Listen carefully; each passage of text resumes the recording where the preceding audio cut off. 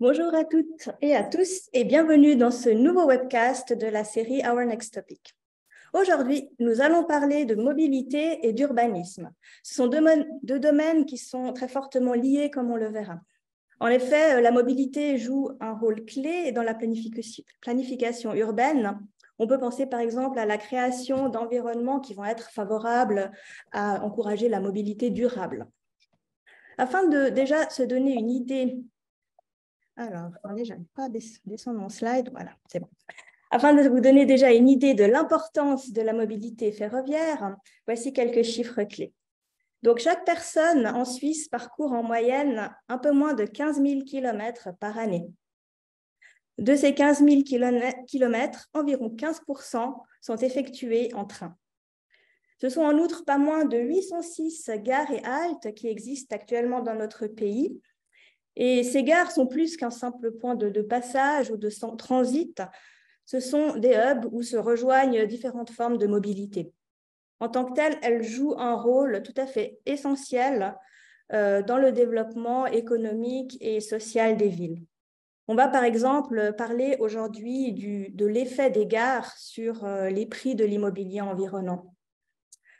Et puis, pour parler donc de ces différents aspects avec nous, j'ai le plaisir d'accueillir aujourd'hui 3 experts du domaine de la mobilité, de l'urbanisme et de l'immobilier. Nous avons tout d'abord Vincent Kaufmann. Vincent Kaufmann est professeur de sociologie urbaine et d'analyse des mobilités à l'EPFL, où il travaille depuis environ 20 ans. Ses travaux de recherche portent sur la mobilité, sur les modes de vie, l'urbanisme et encore les politiques publiques en termes d'aménagement et de transport.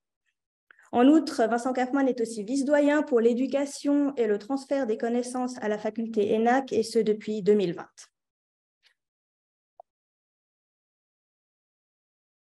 Notre deuxième intervenante est Alexandra Niefergelt. Alexandra est manager chez Wüst Partner, qu'elle a rejoint en 2022. Elle s'occupe de conseils en développement de projets, par exemple tout ce qui concerne les analyses d'emplacement, les analyses de marché ou encore les concepts d'affectation ou l'organisation de concours de mandats. Elle est également experte pour ce qui est de la conception des biens immobiliers à proximité des gares. Elle a en outre travaillé en tant que chef de projet au CFF avant de rejoindre Wüst Partner. Et notre troisième intervenante est Salomé Mal. Salomé Mal est directrice développement immobilier central au sein des CFF et elle dirige également le laboratoire Smart City. Salomé Mal est experte dans les domaines de la planification urbaine et du développement immobilier. Elle s'occupe en outre de management, de stratégie et puis plus généralement de gestion de projet. Avant de passer la parole à nos experts, je voulais encore vous dire que vous pouvez en fait interagir avec nos experts et leur poser des questions en posant les questions en fait dans le chat. Donc, il y aura un moment à la fin du webcast, les 20 dernières minutes environ, qui seront consacrées aux questions-réponses. Donc, je vous invite vraiment à utiliser cette opportunité, à poser vos questions, ce qui rendra la discussion plus vivante. Voilà, sans plus tarder, je vais passer la parole à notre premier intervenant, le professeur Vincent Kaufmann. Voilà, c'est à vous. Bonjour à toutes et à tous. Très heureux d'être parmi vous aujourd'hui. Peut-être pour introduire ce sujet, moi j'avais envie peut-être de revenir simplement sur 4 points qui permettront peut-être ensuite de se focaliser de façon plus spécifique sur les gares et les quartiers de gare. Peut-être un premier élément qui m'apparaît comme étant absolument central et qui est peut-être une évidence pour beaucoup d'entre vous, mais je pense que c'est important quand même de le rappeler, c'est que les accessibilités constituent un élément central du développement urbain. Alors, c'est quelque chose que voilà, des chercheurs, et en particulier des historiens, je pense en particulier à Paul Béroc, historien des villes, hein, ont affirmé depuis très longtemps. On pense aussi à François Hacher, qui est urbaniste et économiste, qui l'a aussi brillamment montré dans toute une série de travaux. Les accessibilités sont vraiment quelque chose qui est central dans le développement urbain. Et il y a un mécanisme en particulier, c'est le petit texte là que vous avez sous les yeux, qui finalement fait le lien entre entre l'espace, le temps et les accessibilités, c'est ce qu'on appelle cette conjecture de Zahavi, qui est un mécanisme, en fait, hein, et qui est un constat qui a été fait empiriquement. Zahavi, c'était un chercheur à la Banque mondiale qui, dans les années 1970, a identifié ce mécanisme, qui est que ce mécanisme, c'est qu'à peu près dans toutes les villes et territoires du monde, on se déplace en moyenne par jour, de façon agrégée au niveau de la population, environ entre 1 heure et 1 heure et demie. Et puis, il y a des villes où c'est essentiellement à pied. Il y a des villes où c'est essentiellement en automobile. On pense en particulier aux États-Unis. Il y a des villes comme au Japon où c'est essentiellement en transport en commun par différents moyens de transport. Mais donc, ça montre bien, hein, comment finalement l'accessibilité produit du territoire, et comment l'accroissement progressif des potentiels de vitesse des systèmes de transport. On pense à l'amélioration des trains, évidemment, avec l'introduction des TGV, mais plus généralement leur amélioration voilà, en termes de réseau. On pense évidemment aussi à l'automobile et à l'avion, comment finalement ces vitesses du transport ont un effet structurant sur les formes que peuvent prendre l'urbanisation, et définissent assez largement des centralités. Donc ça, c'est quelque chose, moi, qui me paraît être un point de départ un peu incontournable, et c'est le premier point que je voulais brièvement vous présenter. Deuxième aspect qui me paraît également central, et qui est peut-être, alors, pour le coup, plus spécifique à la Suisse. Là, progressivement, je vais aller vers des points un peu plus précis. Ce deuxième point l'est déjà un peu plus. Il résulte du fait que voilà, l'accessibilité structure le territoire. En Suisse, il en résulte qu'on a une forte intrication des villes et des campagnes. Concrètement, la Suisse est un petit pays avec une ville, petite ou grande, tous les 20 à 30 kilomètres, hein, si on pense au plateau suisse. Et évidemment, compte tenu de cette conjecture de Zahavi, ça a notamment pour effet qu'on a énormément de pendularité, et qu'on voilà, on a à peu près 70%, voire même un peu plus maintenant, de la population active qui est pendulaire, c'est-à-dire qui habite dans une autre commune que celle où elle travaille. Et beaucoup de personnes voilà, habitent finalement des régions plutôt rurales et travaillent dans des régions plutôt urbaines. Donc la Suisse est un pays de pendulaires, et ceci de plus en plus. On a cette intrication entre ville et campagne liée à cette pendularité. Cette intrication, elle s'est construite jusque dans les années 2000, essentiellement autour de l'automobile, avec l'avènement et le développement des grands réseaux routiers et autoroutiers. Et puis, à partir des années 2000, elle s'est progressivement en Suisse reconfigurée autour du rail. Et à partir de cette période en particulier, autour de ce qu'on a appelé la pendularité de longue distance, hein, le fait que, voilà, en Suisse, quand on trouve un boulot à Berne et qu'on habite Lausanne, on a tendance à ne pas déménager. Même chose entre Zurich, Berne et Bâle, hein, c'est même beaucoup plus fort. Entre Lausanne et Genève, c'est évident. Et on pourrait faire l'exercice pour toute une série de villes. Et plus on va travailler loin, et plus on a tendance à utiliser le train. Et ça c'est quelque chose qu'on a beaucoup pu observer ces 20 dernières années, et qui est de nouveau peut-être en train de muter maintenant dans cette période post-Covid que l'on vit actuellement. Fondamentalement, et c'est pour ça que je vous raconte ces histoires, fondamentalement, ce phénomène rend les quartiers de gare attrayants pour l'habitat, parce qu'ils offrent justement cette attractivité de longue distance, et ils permettent finalement d'aller vite et loin en train. Donc évidemment dans les grandes villes, hein, dans les grands centres urbains, on pense à Lausanne, on pense à Berne, on pense évidemment à Zurich, mais également dans des villes moyennes, voire dans des petites villes, lorsqu'elles sont bien reliées par une offre ferroviaire qui est fréquente et directe vers des centres urbains plus importants. Et ça, c'est un élément, je pense, qui est qui est vraiment important et qui a eu pour effet, mais voilà, on pourra en discuter tout à l'heure, mais de dynamiser considérablement l'immobilier à proximité des gares. Alors là, vous avez une photo, là, vous dites pourquoi il a mis cette photo. Donc ça, c'est un de mes étudiants et qui a reçu le prix de la Litra l'année dernière pour un travail qui traitait de ces questions-là. Et là, vous l'avez avec le président du Conseil national le jour de la remise de ce prix. Voilà, donc ça, c'était le deuxième élément que je voulais brièvement dont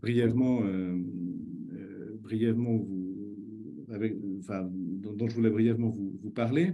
Le troisième élément, alors là, je voulais revenir peut-être, là, on est entré sur l'accessibilité. Je vous ai parlé de la question voilà, des quartiers de gare et de comment le rail devenait peut-être plus attrayant. Donc, ça nous fait arriver un peu tranquillement, mais sûrement sur la question des modes de vie.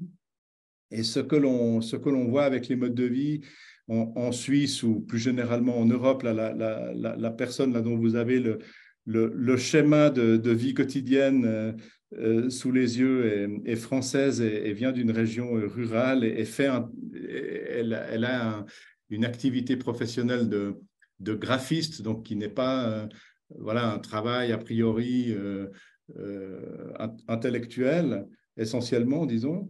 Donc, ce que l'on voit d'une façon générale avec ces modes de vie, c'est que de plus en plus, la population, compte tenu de cette intrication entre ville et campagne et de ces accessibilités en train qui deviennent structurantes de la vie quotidienne, eh bien, on voit que l'essentiel de la population a des usages plurimodaux des moyens de transport dans la vie quotidienne et cherche en particulier à échapper à une stricte dépendance à l'automobile. Et ça, c'est aussi quelque chose qui me paraît important dans les quartiers de gare, c'est-à-dire que ce qu'on voit de plus en plus, et on le voit aussi sur ce schéma de Aurélie Douy, de sa vie quotidienne, de comment elle se distribue spatialement, vous voyez qu'il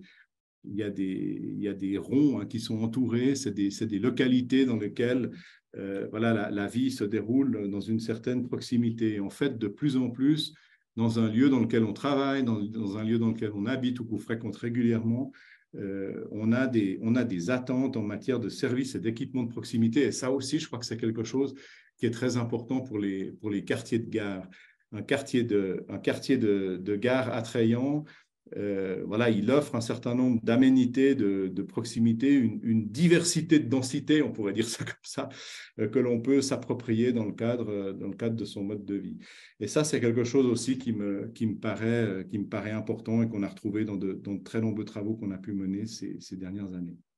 C'était le troisième point sur lequel je voulais vous entretenir ce matin. Et puis le dernier, moi, j'avais envie de revenir peut-être sur la question du Covid. On a tous vécu cette période, il y a maintenant 2 ans, qui a été extrêmement, qui a été tragique, qui a été extrêmement intense et qui nous a collectivement fait vivre un ralentissement de nos rythmes de vie. Et on ressort de cette période du Covid après avoir expérimenté cet apaisement et on vit peut-être plus mal le stress de la vitesse. Alors là, je vous ai mis quelques éléments qui sont issus de travaux de recherche qui ont été menés dans le cadre du Forum Vie Mobile, qui est un petit institut de recherche à Paris pour laquelle j'ai la chance d'avoir une mission de directeur scientifique. C'est un institut d'ailleurs qui est financé par la SNCF, donc on s'occupe beaucoup de questions de train. Et on a vu déjà, c'était avant le Covid, l'enquête dont il est question date de 2015, on voyait que déjà la population, largement dans un panel de pays européens sur lequel on avait enquêté, une large part de la population souhaitait un ralentissement de ces modes de vie. Et ça s'est encore accentué depuis le Covid. On a une attente très forte de la population pour finalement retrouver peut-être une certaine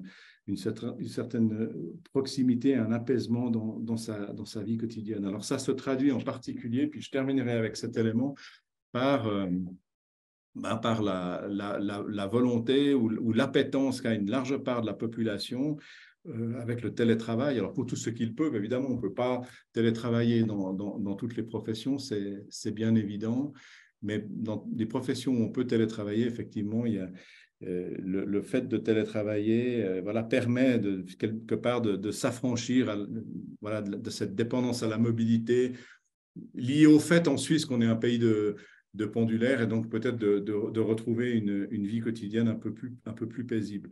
Et là aussi, je pense que c'est pour ça que j'en parle, je pense qu'au niveau immobilier et des dynamiques dans le domaine en lien avec les gares, c'est certainement un élément dont il est important de tenir compte et qui probablement redistribue l'attractivité d'un certain nombre de localités. C'est-à-dire que si on peut télétravailler 2 ou 3 jours par semaine alors qu'on est engagé à plein temps, effectivement, c'est peut-être pas si grave de faire 1 heure ou 1h30 de train. Et donc, peut-être que ça redonne des couleurs à des petites localités ou à des villes moyennes. Ça, on le voit un peu à travers toute l'Europe. Mais toujours avec cette envie et ce besoin d'avoir des services de proximité. Donc, c'est plus des villes petites et moyennes qui gagnent plutôt que du rural profond. Voilà, peut-être je m'arrête là. Je peux peut-être passer la parole à Alexandra pour qu'elle poursuive. Je vous remercie pour votre attention.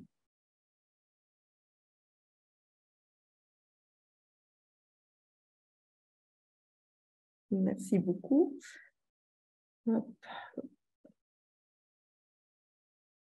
Donc là, vous devriez voir ma présentation. Parfaitement. Oui. Merci.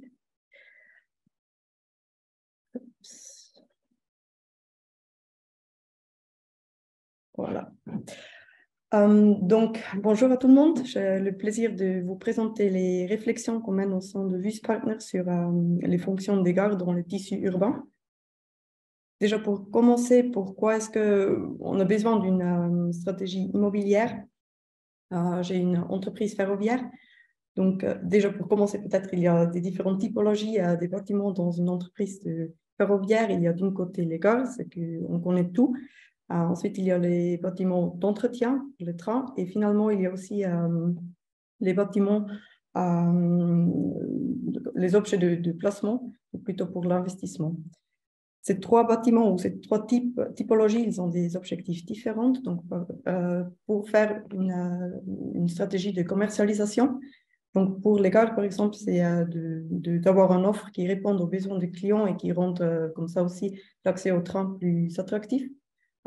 Ensuite, l'optimisation des sites de gestion de ferroviaire, donc de penser ensemble l'infrastructure et l'immobilier, vu que cette infrastructure est quand même importante et ça facilite son intégration dans le tissu urbain. Et finalement, de développer un portefeuille d'investissement, donc de développer un secteur des activités à côté du modèle de transport de personnes et de marchandises. Et vu que ces bâtiments ils sont toujours à proximité des gares, ça rend encore une fois l'accès au train plus attractif.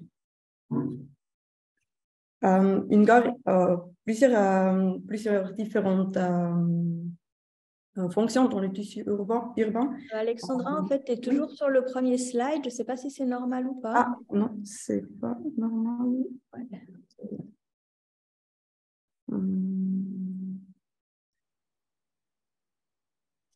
Je fais comme ça. Là, maintenant, ça bouge la présentation? Alors maintenant, ça bouge, oui. Ouais, c'est tout bon. Ah, ok. Donc là, vous avez encore les images qui vont avec. Voilà. Donc, les gares, les sites pour la gestion ferroviaire et les objets de placement. Donc, finalement, il y a plusieurs différentes fonctions qu'une gare peut avoir dans une ville. Je vous propose les 2 perspectives suivantes. Donc, d'un côté, à la ville en ville, donc de voir quelles sont les interactions entre les surfaces d'activité et la mobilité. et d'autre côté aussi de voir quel est en fait l'impact que l'arrivée d'une nouvelle gare ou un changement d'horaire peut avoir sur le tissu urbain et le marché immobilier.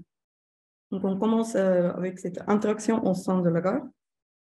Donc, une gare, elle a plusieurs fonctions. Donc, 5 fonctions essentielles. C'est d'une côté de relier l'espace urbain et le système ferroviaire, mais aussi de permettre le changement du mode de transport. Ensuite, la gare, c'est le premier lieu que vous voyez quand vous arrivez dans une ville et aussi le dernier. Donc, ça s'agit aussi comme porte entrée et comme carte visite pour une ville. Donc, c'est aussi de contribuer à l'identité du lieu. Finalement, c'est aussi en espace public. C'était même classé comme ça avec un arrêt du tribunal fédéral en 2012 qui l'a classé comme cela. Et ce qui nous intéresse en particulier, c'est aussi cet usage commerciaux qui est une autre fonction d'une gare sur laquelle on va se plonger un peu plus en détail. Mais vous voyez aussi sur cette graphique qu'il y a des différentes synergies et conflits qu'il peut y avoir entre ces différentes affectations. Et ce qui nous semble très intéressant, c'est aussi que la synergie entre les usages commerciaux et l'espace public sont ou peuvent être les plus forts. Donc, c'est autant de plus important que pour un concept d'affectation dans une gare ou autour d'une gare, on est vigilante de cette relation entre ces différents facteurs. Comment on arrive à avoir cette qualité dans une gare? Donc là, on s'appuie sur le modèle de Herzberg avec les facteurs d'hygiène et les motivateurs. Les facteurs d'hygiène sont les facteurs qu'on doit forcément satisfaire pour que les clients ne soient pas mécontents. Ce sont normalement toutes les des critères qui sont liés plutôt vraiment très fortement au système de transport, donc l'accessibilité, la simplicité pour accéder aux rails, la sécurité, le bruit, la propreté. Donc, des éléments qui vraiment doivent être justes pour qu'on peut ensuite passer dans la prochaine étape, ce qui sont les facteurs de motivation, avec l'objectif de finalement créer une vraie identification de la gare. Comment est-ce qu'on y arrive? C'est aussi de prendre en compte les différentes besoins personnels, d'ouvrir d'espace et de faire justement cette intégration de la gare dans le contexte urbain dans son quartier. On a pu identifier plusieurs affectations qu'on pourrait mettre dans une gare. Ça dépend évidemment de la taille de la gare. Ensuite, un autre facteur qu'on doit prendre en compte, c'est ce qui est déjà dans le contexte. Donc, qu'est-ce que le tissu urbain autour propose déjà et qu'est-ce qui manque. Ensuite, d'identifier les affectations, c'est une chose, mais ensuite, le vrai défi, c'est de créer ces liens, d'identifier quels sont les besoins spécifiques de cette localité, mais aussi comment est-ce qu'on arrive à les placer d'une manière pour qu'on peut vraiment créer un écosystème avec des liens. C'est pour cela qu'on a créé ces fiches descriptives pour avoir une typologie qui facilite de ensuite faire un bon ajustement dans le concept d'utilisation dans une gare. Donc là, on a pris en compte, par exemple, la taille et typologie, la luminosité, la visibilité, donc toutes les exigences spatiales d'une affectation. Ensuite, ce qui nous intéresse également, c'est qui sont les types d'utilisateurs principaux d'une certaine affectation. Et finalement, on se pose aussi la question, quelle est le plus-value pour l'utilisateur? Donc, vous voyez ici les différentes plus-values que ces différentes affectations puissent avoir pour les clients. Ça peut être la qualité des séjours, le lien avec l'espace public dont j'ai parlé avant, mais aussi des éléments plus pratiques, donc d'avoir quelque chose de convenance ou de vraiment créer une destination avec, donc que les gens ils se rendent à la gare juste pour pouvoir encore acheter un certain élément. Et finalement, ce qui nous intéresse également, c'est d'avoir le plus-value économique, donc de pouvoir proposer un concept qui tient la route, un business case qui se porte.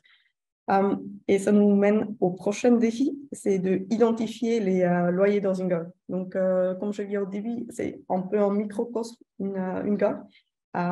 C'est pas tout à fait comparable avec les loyers qu'on peut observer autour avec les bons conclus et les annonces. Donc là, on a dû choisir une approche un peu plus diversifiée pour y arriver. Donc, un élément qui est central, c'est en fait les fréquences. On a pu démontrer dans une étude dans le Monitoring 2019 qu'il y a un lien entre les flux de passants et le niveau du loyer. Donc, on a réutilisé ça. On voit aussi que, en fait, il y a des corrélations directes entre ces deux facteurs, par exemple à Val et à Berne. Mais ensuite, il faut quand même encore avoir une approche un peu plus différenciée, parce que ça peut quand même avoir un peu des changements par rapport à l'image qu'un certain endroit peut avoir, ou à des effets du cluster qui ont un impact sur le niveau des loyers. Mais en général, vous voyez dans le graphique à droite qu'il y a cette corrélation entre les flux passants et les loyers qui augmentent. La deuxième approche, c'était de voir un peu plus en détail les différentes affectations qu'on peut proposer par rapport à leur affectation, mais aussi par rapport aux tailles ou la surface locative dont ils ont besoin. Donc, c'est clair que les plus petites surfaces ont normalement un chiffre d'affaires plus élevé, donc la disposition à payer est aussi plus élevée. Finalement, on a superposé ces différents facteurs, donc on a pris en compte les loyers observés dans les rayons. Ensuite, on a fait la pondération avec la prévision de passage qu'on peut s'attendre dans la gare. On a fait la pondération avec les différentes affectations, les tailles qui sont proposées. Et cela nous a permis de, en fait, élaborer une fourchette avec les loyers dans lesquels on peut ensuite positionner les loyers. Donc ça, c'était pour la première partie, ou le fonctionnement de la gare en soi. Et ensuite, j'aimerais bien encore aborder l'effet de dynamisation sur l'environnement urbain que l'arrivée d'une nouvelle gare peut avoir. Pour celle-là, j'aimerais bien vous montrer une étude que notre collègue Marco Schmidt a fait. C'est une étude empirique qui a pu montrer que l'amélioration de l'offre de mobilité a de nombreux effets sur le contexte urbain. Donc, il a regardé un peu plus en détail l'effet que la construction de la ligne SEVA de Genève à Nas a eu sur le territoire. Et il a pu démontrer avec cette étude qu'il y a d'un côté une augmentation de l'attrait de l'agglomération autour de la gare, donc la connectivité et une commodité. Ensuite, on a aussi pu constater que cette amélioration déclenche le boom de construction et qu'il y a aussi une augmentation de prix.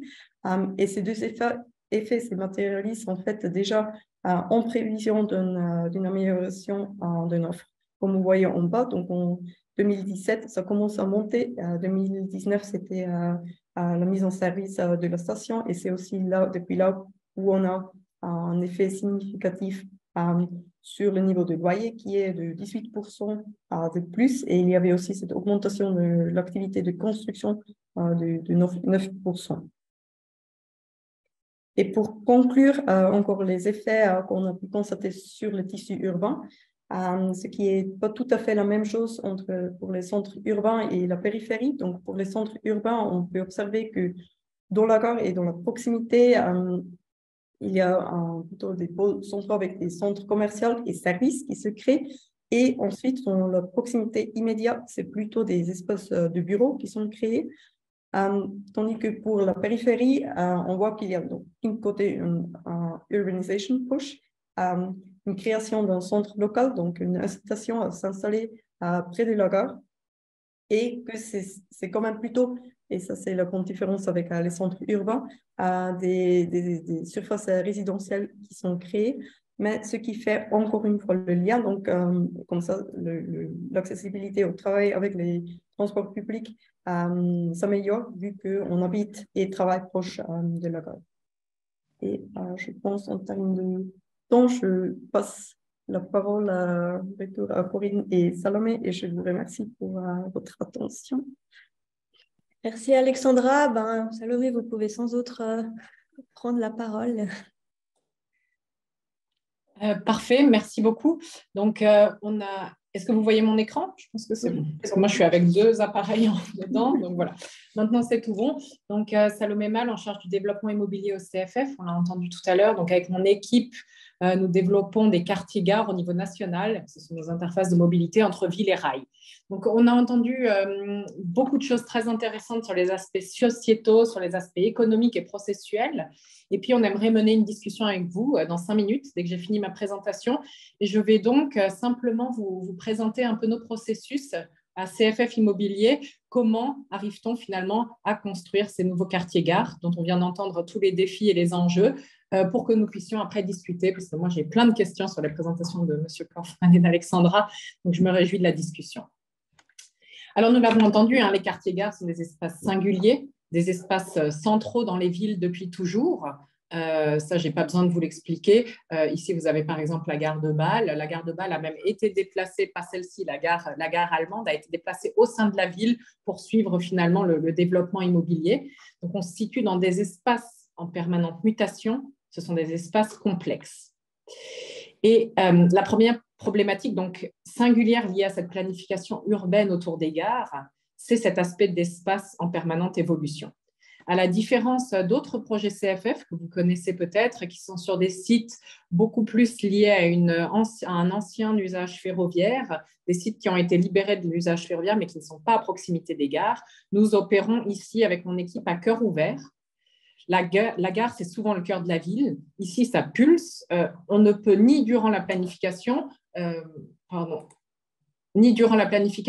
ni durant après la construction, limiter ou empêcher l'accès à la gare. Nous devons travailler sur ce site qui fonctionne avec de nombreux acteurs et des activités diverses, des objectifs divers et des horizons et financements variés.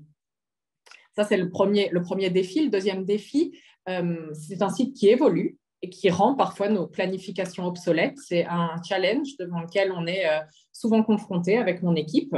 Il s'agit donc d'avoir un sens aigu finalement de la perception des souhaits des habitants, peut-être même en amont, avant que ces souhaits et ces volontés soient formulés, de savoir ce que souhaitent avoir aujourd'hui et demain nos clients, les villes, les communes. Donc ça, c'est un point important et il faut être vigilant et surtout agile pour adapter nos projets qui ont des durées de développement très longues par rapport à finalement des acteurs, comme on peut voir sur cette image, que ce soit du commerce ou bien des associations, par exemple, qui ont un temps de planification et de réalisation qui est beaucoup plus court. Ainsi sont placés les 3 points importants de mon introduction. Donc, je rappelle, hein, la planification autour des gares est un défi car on a un site avec des usages existants, en permanente mutation, et devant répondre à des enjeux la plupart du temps contradictoires. Pour placer le contexte, je ne sais pas comment je peux enlever ce truc. Pour placer le contexte, voici la stratégie CFF 2030, peut-être pour qu'on comprenne bien où se placent les CFF par rapport à ce qui a été dit juste avant, les explications de M. Kaufmann sur l'activation plutôt des centres périurbains ou ruraux et les explications d'Alexandra sur le côté beaucoup plus économique, la stratégie des CFF. Pour nous, immobilier, on est part complète de cette stratégie. On a 3 éléments très importants. Une mobilité qui devient plus fluctuante. Je ne reviens pas là-dessus. On l'a entendu notamment de la part de M. Kaufmann. Des nouveaux comportements de mobilité. Corona a changé beaucoup de choses. Les conséquences financières, d'une part, sont très importantes pour les CFF, mais c'est surtout que la crise du corona a accéléré le changement des comportements. Ça, c'est le deuxième point. Et puis, on a une sensibilité sur les enjeux climatiques qu'on connaît actuellement, qui augmente auprès de la population et du monde politique. Et aujourd'hui, notre enjeu de doubler la part modale au CFF du transport en commun et du transport ferroviaire devient un enjeu politique et sociétal. Donc, quel est le rôle d'immobilier dans tout ça? Donc, la stratégie CFF 2030, ce n'est pas une révolution, c'est une évolution. Infrastructure, trafic voyageurs, immobilier et trafic marchandises travaillent ensemble dans l'objectif d'avoir un chemin de fer sûr, ponctuel et fiable, dans l'objectif d'avoir une infrastructure et une exploitation ferroviaire qui sont agiles, qui sont aujourd'hui fonctionnelles, mais aussi demain fonctionnelles en fonction des attentes et des enjeux qui nous attendent. Et c'est là où l'immobilier joue un rôle très important. D'une part, par l'entretien et le développement, on l'a entendu par Alexandra, d'un type d'objet, ce sont les gares et les bâtiments d'infrastructure, mais d'autre part, immobilier a aussi un rôle d'assurer des revenus réguliers à long terme pour le système ferroviaire, et cela via le développement immobilier autour des gares. Donc, ici, on voit ces différents portefeuilles qu'Alexandra a aussi présentés avant. On a la même chose, évidemment, chez CFF. Donc, on a notre portefeuille gare, objet de placement et objet d'exploitation. En équipe, on se concentre vraiment sur les quartiers gares, à la liaison entre le bâtiment gare en soi, entre l'infrastructure ferroviaire et finalement la ville existante. La Confédération demande au CFF d'assurer un développement urbanistique de nos sites qui ne servent plus à l'exploitation ferroviaire en adoptant une logique entrepreneuriale. Souvent, on lit des choses critiques dans les journaux sur les CFF, mais il faut bien avoir ça en tête. C'est aussi la Confédération qui nous demande de développer dans cette logique-là, puisque notre objectif consiste à garantir des revenus réguliers sur le long terme. En demeurant dans le système ferroviaire, ces revenus allègent d'une part la facture pour le client du transport public, ainsi que pour les contribuables et les pouvoirs publics. Et pour atteindre ce résultat, on a besoin d'un portefeuille bien équilibré. On l'a entendu tout à l'heure de la part d'Alexandra. Et pour chez nous, en fait, ça veut dire plusieurs choses. Donc ici, ça souligne bien ce que M. Kaufmann a dit tout à l'heure, créer des quartiers urbains accueillants où il faut bon vivre. C'est déjà un des premiers objectifs. On souhaite aussi créer du quartier dans lequel on vit, sur lequel sur place, il y a différents services et différents commerces qui permettent de vivre au quotidien dans le quartier créant. Nous voulons par contre, également, transformer les gares en interface de transport, pousser cette question d'intermodalité pour favoriser finalement les déplacements aujourd'hui qu'on appelle durables. Et la garantie des revenus à long terme, je l'ai cité tout à l'heure. Concrètement, pour pouvoir lancer la discussion, que fait-on ? Je vais vous présenter ici le travail de mon équipe. Donc, les pôles de mobilité au sein des CFF ou les quartiers-gares, évidemment, au CFF, on est 33 000. Il y a 33 000 personnes qui s'intéressent à cette problématique de planification de la mobilité ou du développement immobilier. Concrètement, dans notre équipe, on se concentre sur des sites sur lesquels les 3 éléments qui sont marqués en gras ici sont présents. C'est-à-dire que nous travaillons sur les sites entre infrastructures ferroviaires et villes existantes. Nous traitons les sites où il y a présence d'une gare, avec des gares qui proposent donc un espace de qualité pour les événements de la vie publique, les échanges sociaux, commerciaux, etc. Nous travaillons sur les sites présentant une offre de mobilité ou ne la présentant pas encore, mais en tout cas, nous traitons cette offre de mobilité. Et enfin, mon équipe est en charge du développement immobilier. Donc ça, c'est pour souligner le fait que, par exemple, au sein d'Immobilier Développement, nous ne traitons pas uniquement une requalification de pôle bus ou nous ne traitons pas uniquement la question de la place de la gare. Chez moi, dans mon équipe, c'est vraiment combiner les 3, ce qu'on a entendu avant, mobilité, immobilier, espace public.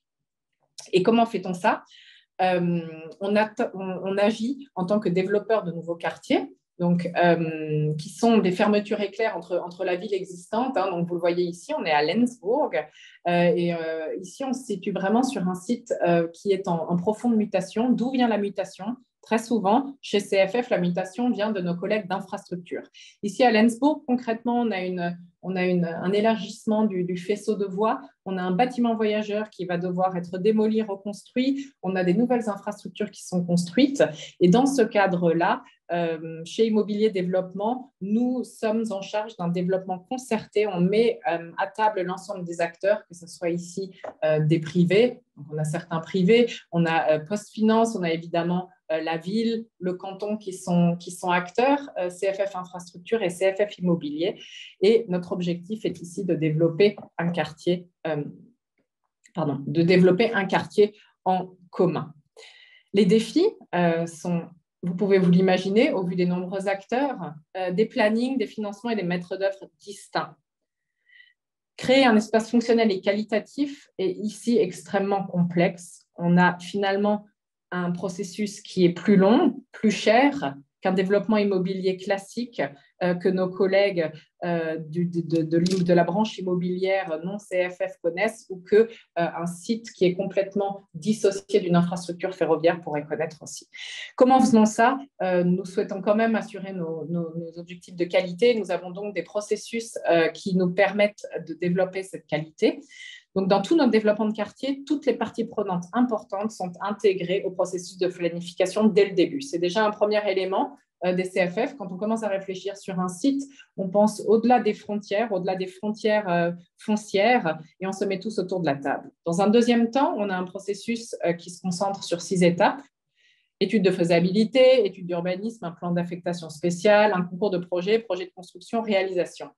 Et tout au long de ce processus, l'élément clé, je l'ai dit, puisque nous avons des plannings et puis des financements différents, l'élément clé est d'entretenir le dialogue permanent avec les villes, les cantons, les communes et le grand public.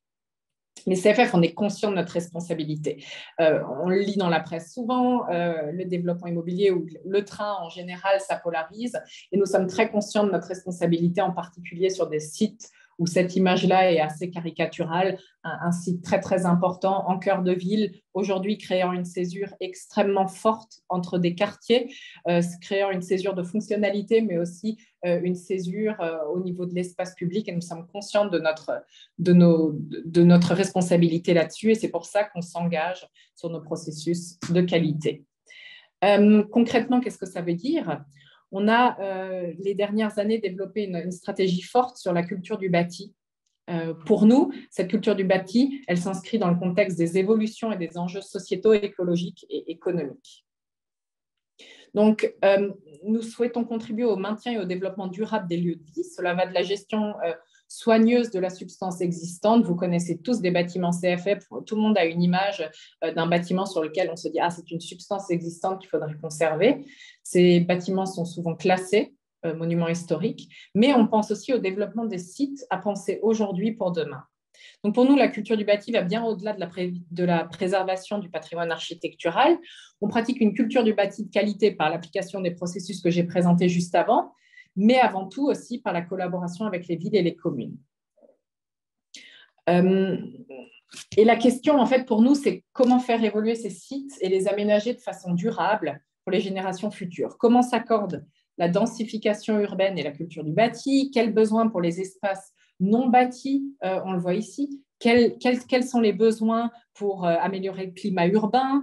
Quels sont les usages? Où est la qualité de vie, où est la qualité de séjour dans nos projets, tout en sachant que nous avons quand même un objectif économique et que nous pouvons à la fin construire qu'à partir du moment où nous arrivons à trouver le système financier qui nous permet aussi de permettre des éléments aussi qualitatifs que ça, qu'une pause verte, si on traduit, ou bien qu'une place de la gare qualitative.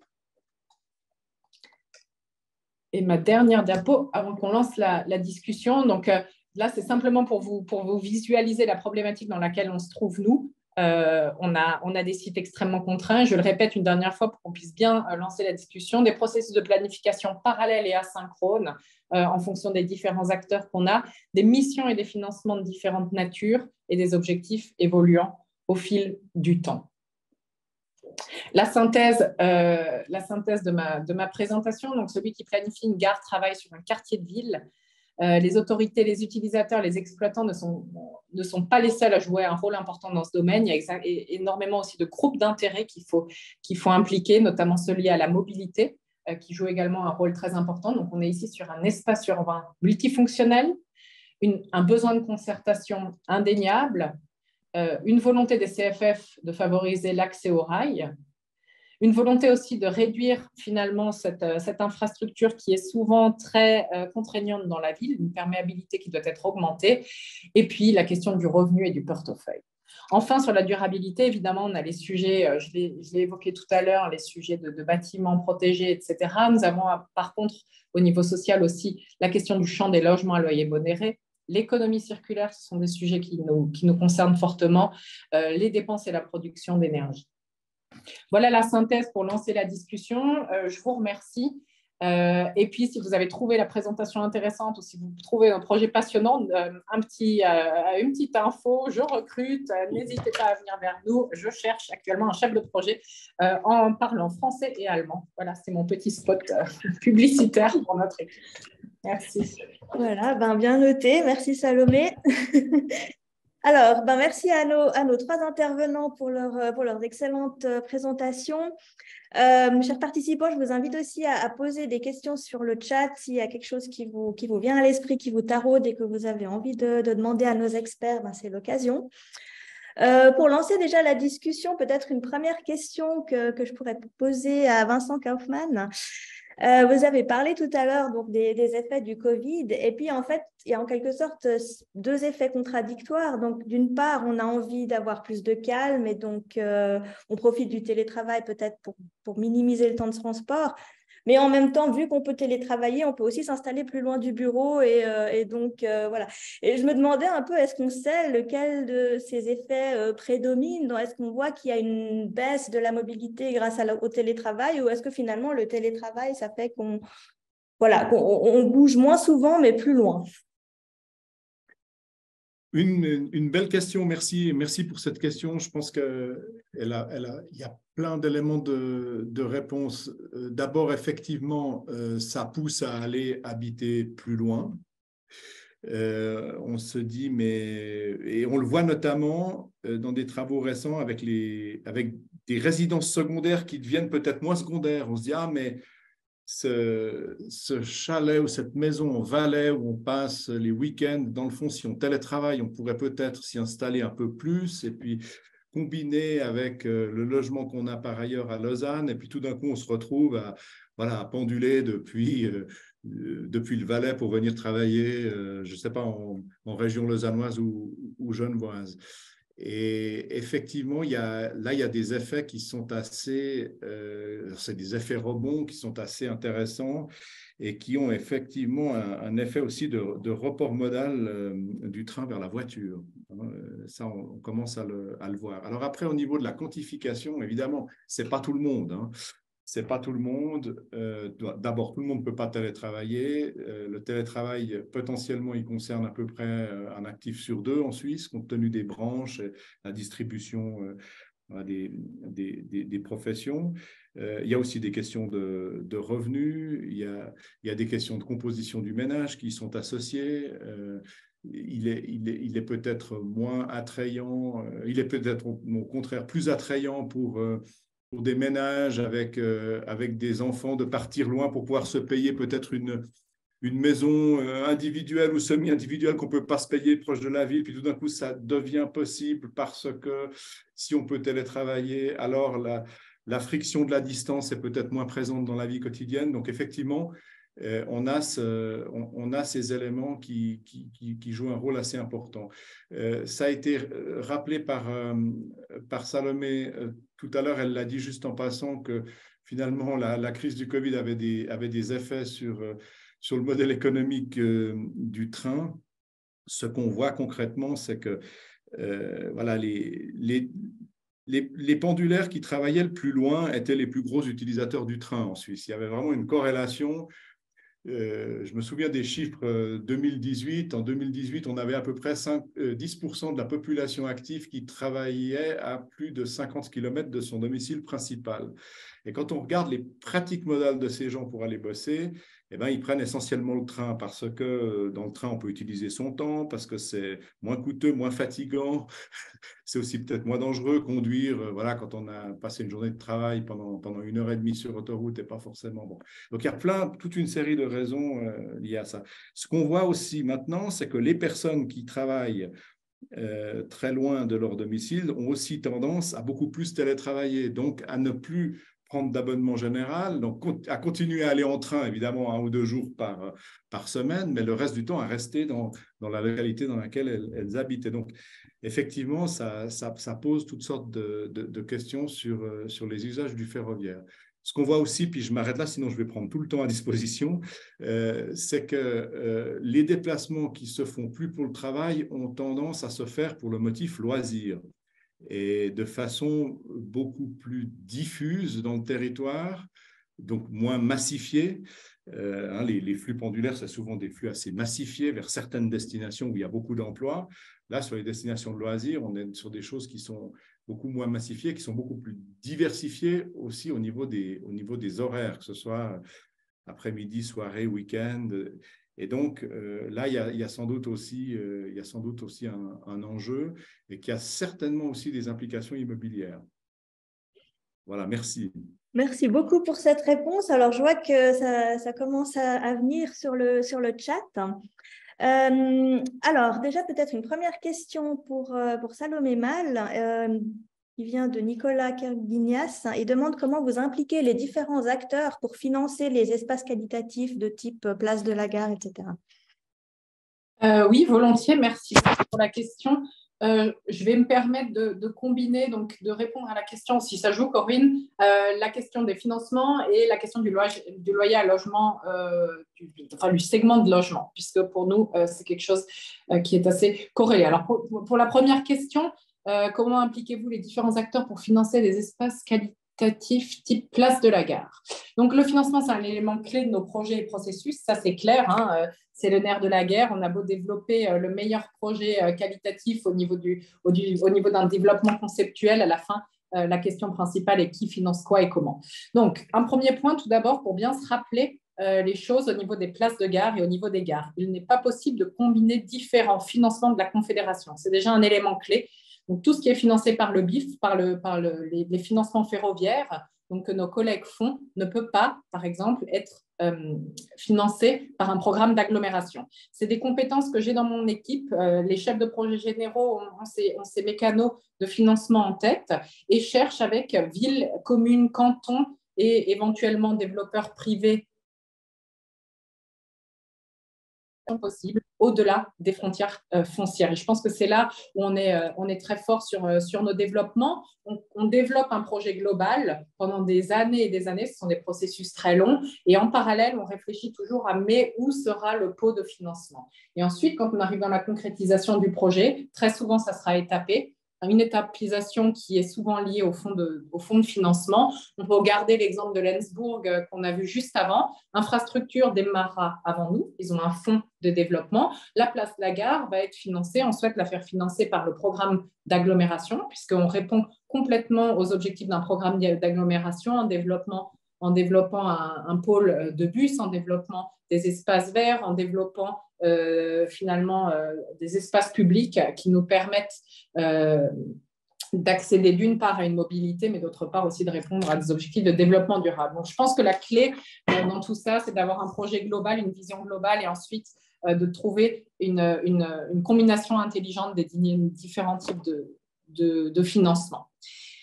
Et ça, c'est une réponse que j'aimerais donner aussi en lien avec le segment de logement, ou tout simplement l'offre des CFF. La question du segment de logement, elle est très polarisante. Elle est très polarisante actuellement. Je vois la question plutôt haut de gamme. Alors, quand on voit la présentation d'Alexandra qui explique qu'à proximité des gares, le développement fait que les loyers augmentent, etc., on irait plutôt dans le sens haut de gamme. Les CFF, en tant qu'aménageurs appartenant au service public, s'engagent par contre sur une question de diversification de l'offre de logement, à la différence que ce qu'Alexandra a présenté tout à l'heure. Le mouvement naturel actuellement est plus de bureaux dans les grandes villes, plus de logements à la campagne, c'est ce qu'elle a présenté, ou dans les espaces périphériques. Nous, CFF, on s'engage à faire énormément de logements dans les centres-villes, énormément de logements aussi dans les grandes villes, c'est notre volonté. Mais pour atteindre ce résultat, il faut un portefeuille immobilier équilibré. Sinon, on n'y arrivera jamais.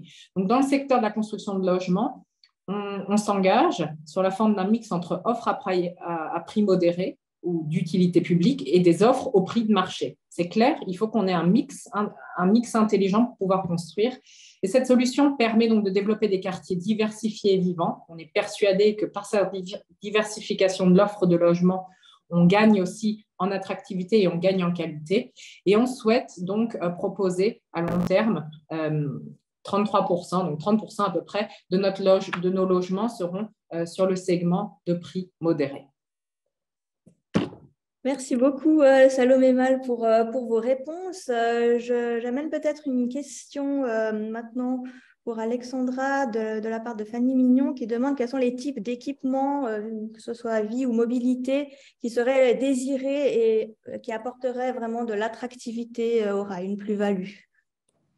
Alors, je pense qu'en soi, ça dépend vraiment un peu du contexte. Donc, c'est ce que je disais aussi initialement. Donc, je pense que chaque cas elle est différente et ça dépend aussi le contexte, ce qui existe dans le contexte. Donc, disons que c'est très urbain, très dense. C'est clair qu'un espace vert, comme c'était proposé pour la pause verte, peut être très, très, très important pour les utilisateurs de train. Ensuite, on sait qu'à une gare, on peut normalement avoir des ouvertures un peu plus longues. Donc, le soir, d'avoir un magasin de convenience où on peut encore acheter quelque chose sur le retour, ça peut être très pratique, notamment si c'est un peu, si l'offre est déjà limitée. Mais finalement, je pense que c'est un peu ce travail qu'on doit faire de bien comprendre quel est le contexte, quelle est l'identité qu'on veut créer, qu'est-ce qui manque et qu'est-ce qu'on peut finalement proposer aux utilisateurs. Donc, il n'y a peut-être pas une claire réponse, mais c'est vraiment un peu ce travail itératif qu'on doit faire pour pouvoir répondre à ces besoins. Merci Alexandra. Alors, encore une question plutôt pour Salomé Mal, je dirais. Quelle est l'étendue du territoire urbain autour de la gare qui est prise en compte par les CFF? Alors, je pense que c'est une question qui est liée à la diapo que j'ai présentée tout à l'heure sur Lenzburg. Alors, ce qui est clair, c'est que les CFF ont un patrimoine foncier immobilier autour des gares. Nous prenons par contre en compte un périmètre de réflexion beaucoup plus large. Vous connaissez ça très bien dans les études urbaines. On ne peut pas se concentrer sur notre parcelle, on ne peut pas penser jusqu'à la limite de la parcelle, sinon extrêmement de choses ne fonctionneront jamais, que ce soit les liaisons liées à la mobilité, la question de la logistique d'une gare, la question de la logistique d'un quartier-gare, la question finalement de l'impact d'un quartier-gare sur l'extérieur.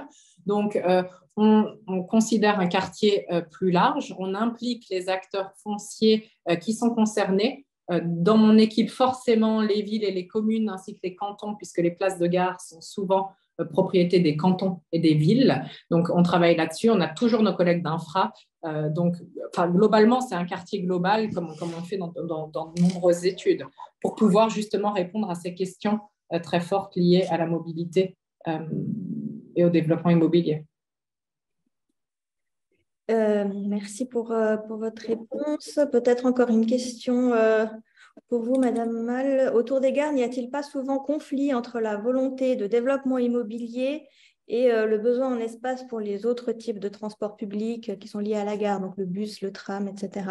Donc, si on veut en fait finalement favoriser ce type de mobilité aujourd'hui et demain. Ce sera la dernière question parce qu'on arrive gentiment à la fin du temps.